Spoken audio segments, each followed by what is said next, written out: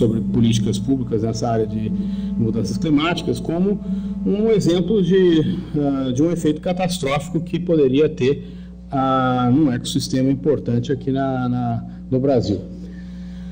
O que não se divulgou muito é o fato de que no próprio IPCC, figura do próprio IPCC aqui, você tem o Hadley Center, que é esse modelo que representa a curva preta, em que mostra a diminuição do ciclo, da intensidade do ciclo de carbono na Amazônia. Quer dizer, no fundo, quando esse número é negativo, significa que não tem praticamente vegetação, né? Então, o Hadley Center, vocês vejam que é um extremo dentro de vários modelos do IPCC, né? Mas este cenário foi aquele propagado, não foi só na imprensa, quer dizer, na própria formulação de políticas públicas se dava como certo que aquele cenário ia acontecer.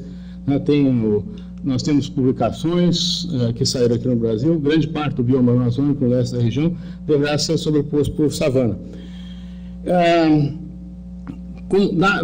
Frases como essa, né, apontam algo como certo, quando na realidade existe uma incerteza muito grande.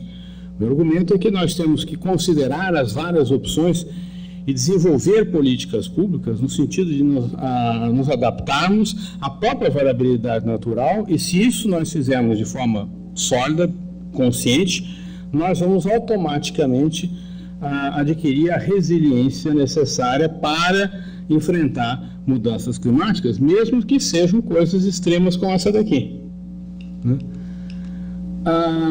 Este caso do Hadley Center em 2004, muitos meteorologistas olhavam para aqueles resultados e questionavam, porque o modelo ele não tinha uma capacidade muito forte de representar o clima do século XX. Então, nós questionávamos, e saiu de fato um artigo em 2010 em que, se você pondera os modelos em função da capacidade deles reproduzirem o clima do século XX, aquele resultado do Amazon dieback, quer dizer, do desaparecimento da Amazônia, não aparece, né? Inclusive, o Hadley Center, modelos recentes, também não apontam na mesma direção. Então, a mensagem: nós temos que evitar o uso de modelos extremos, né? E nós temos que dar mais peso àqueles modelos que conseguem descrever corretamente o clima do século XX, né? Acho que há a incerteza desses modelos deve aumentar, porque os modelos vão ficar mais complexos. No próximo levantamento do IPCC, os modelos vão ter uma complexidade sem precedentes, né? E nós temos que trabalhar com as estratégias, as incertezas e as instituições, e trabalhar de forma conectada, né? Tem o papel do seguro, que eu acho que é um negócio muito importante, e nós temos que aprender a viver com a variabilidade climática natural, que eu acho que, inclusive, hoje à tarde vão ter algumas palestras que, de certa forma, apontam exatamente nessa direção.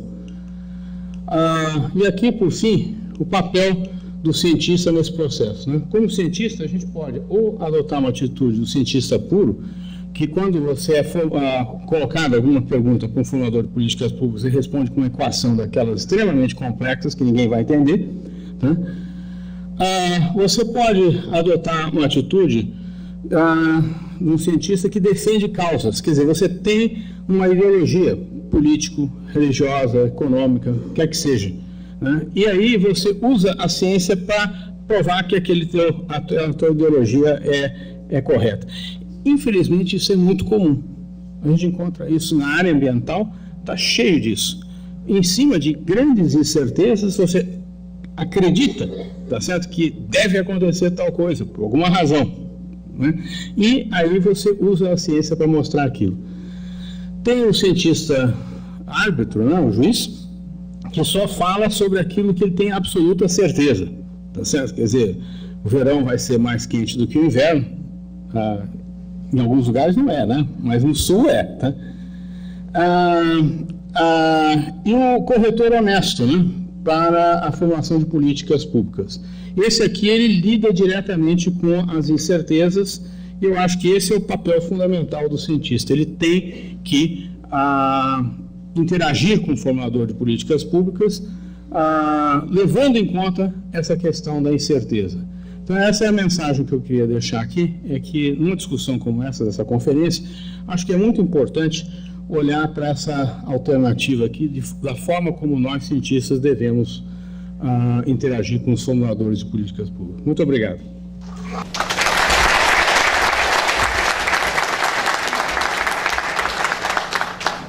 Obrigada, Pedro. A gente vai deixar a pergunta no final, né, como você combinar. Também será bom tempo, também bem do tempo que coube.